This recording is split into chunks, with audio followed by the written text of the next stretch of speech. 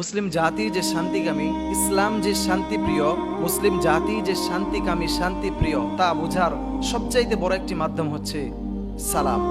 একজন মুসলিমের সাথে আরেকজন মুসলিমের দেখা হলেই পরে আগে আমরা কথা বলার আগে সালাম দিয়ে থাকি। ইসলাম আমাদেরকে এটিই শেখায় যে একজন মুসলিমের সাথে তোমার দেখা হয়েছে, তুমি কথা বলার আগে তাকে সালাম দাও। সালাম দিতে আমাদেরকে শেখায় ইসলাম। আমাদেরকে শেখায় তুমি তোমার মুসলিম ভাইয়ের জন্য দোয়া করো, শান্তি কামনা করো, নিজের জন্য শান্তি কামনা করো, পরিবারের জন্য, রাষ্ট্রের জন্য, দেশের জন্য, সকল ক্ষেত্রে মুসলিম আমরা যারা আছি আমাদেরকে ইসলাম এটাই শেখায় তোমরা শান্তির জন্য দোয়া করো।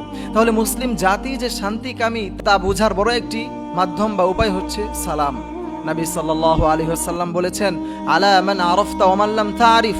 তুমি একজন মুসলিমের সাথে দেখা হলেই পরে কথা বলার আগে তাকে সালাম দাও, তাকে চিনো বা না চিনো। কিন্তু বড় দুঃখের সাথে বলতে হয়, যেই সালামের মাধ্যমে আমরা একজন মুসলিমের জন্য শান্তিকামীর দোয়া করি, শান্তি কামনা করি, সেই সালাম দিতে গিয়ে আমরা বড় বড় ভুল করে থাকি। আমরা একজন মুসলিমের সাথে দেখা হলেই এত দ্রুত বলি আসসালামু আলাইকুম, মানে এত দ্রুত বলে উঠি যে আমার সালাম তাকে যেভাবে দেওয়া উচিত ছিল, ইসলাম আমাকে যেভাবে শিখিয়েছে সেভাবে তো হয় না, তার জন্য তো আমি শান্তির দোয়া করব। কিন্তু শান্তির দোয়া করতে গিয়ে তার জন্য আমি ধ্বংসের দোয়া করে থাকি। আমরা বলি আসসালামু আলাইকুম, সাম মানে হচ্ছে মৃত্যু। তো আমরা যখন তার জন্য বলি আসসালামু আলাইকুম, তাহলে এর অর্থ হচ্ছে যে আপনি মৃত্যু, আপনার মৃত্যু হোক। বা আরেকটি ডিকশনারিতে পাওয়া যায় সাম মানে হচ্ছে বাস। তো যখন আমরা তার জন্য আসসালামু আলাইকুম বলে তাকে সম্বোধন করি, তাকে সালাম দিয়ে থাকি, তাহলে সেই ক্ষেত্রে অর্থ হচ্ছে যে আপনাকে বাস দেওয়া হোক। তার মানে আমরা একজন মুসলিমের জন্য শান্তির দোয়া করতে গিয়ে আমরা তার জন্য বদদোয়া করি, তাকে বাস দিয়ে থাকি বা তার জন্য মৃত্যুর দোয়া করে থাকি। সালামের কত ফজিলত, আল্লাহু আকবার!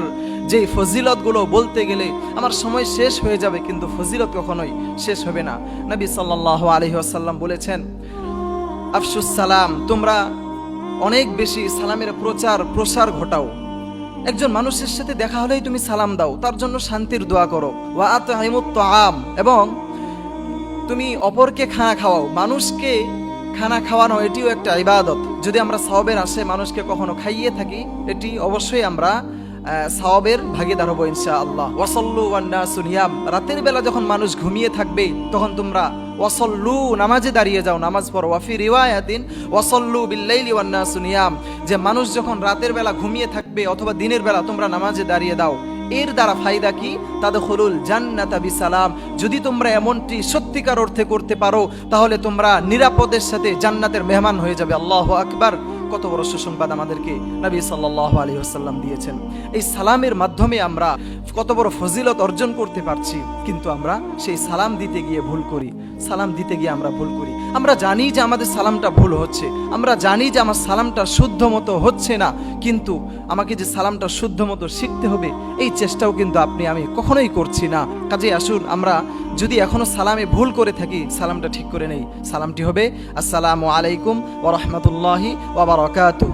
নবী সাল্লাল্লাহু আলাইহি ওয়াসাল্লাম আরেক হাদিসে বলেন, ইয়া বুনাইয়া ইজা দাখালতা আলা আহলিক ফাসাল্লিম ইয়াকুনু বারাকাতান ওয়া আলা আহলি বাইতিক। এই সালামের মাধ্যমে শুধু আমরা নিজের জন্য যে শান্তিকামীর দোয়া করছি তা নয়, বরং এই সালামের মাধ্যমে আমরা নিজের জন্য শান্তিকামীর দোয়া করছি এবং পরিবারের জন্য শান্তিকামীর দোয়া হচ্ছে।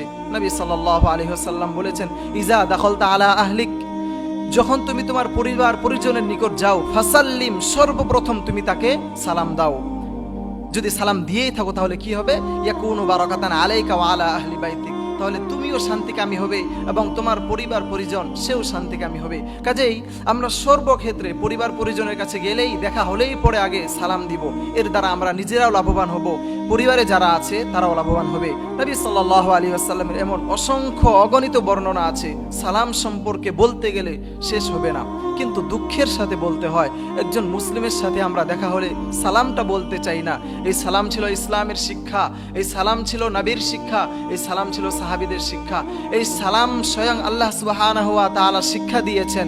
এই সালাম আমরা বলতে চাই না। এই পৃথিবীতে আমরা অনেক মানুষ আছি, এই মানুষদের মধ্যে সবচেয়ে উত্তম এবং সর্বাধিক ব্যক্তি কারা? এই সম্পর্কে নবী সাল্লাল্লাহু আলাইহি ওয়াসাল্লাম একটি হাদিসে বলেন, ইন্না আউলান নাসি বিল্লাহি মান বাদাআহুম বিসসালাম। আল্লাহর কাছে সর্বাধিক ওই ব্যক্তি উত্তম যে আগে সালাম প্রদান করে। কাজে আসুন, একজন মুসলিমের সাথে দেখা হলেই পরে আগে আমরা সালাম দিব, তার জন্য শান্তিকামীর দোয়া করব, তার জন্য শান্তিকামী হব, তার জন্য শান্তির আশাবাদীর দোয়া করব। আল্লাহ সুবহানাহু ওয়া তাআলা আমাদেরকে একজন মুসলিমের সাথে দেখা হলে সর্বপ্রথম সালাম দেওয়ার তৌফিক দান করুন এবং সেই সালামটি যেন আমরা শুদ্ধ মতো দিতে পারি।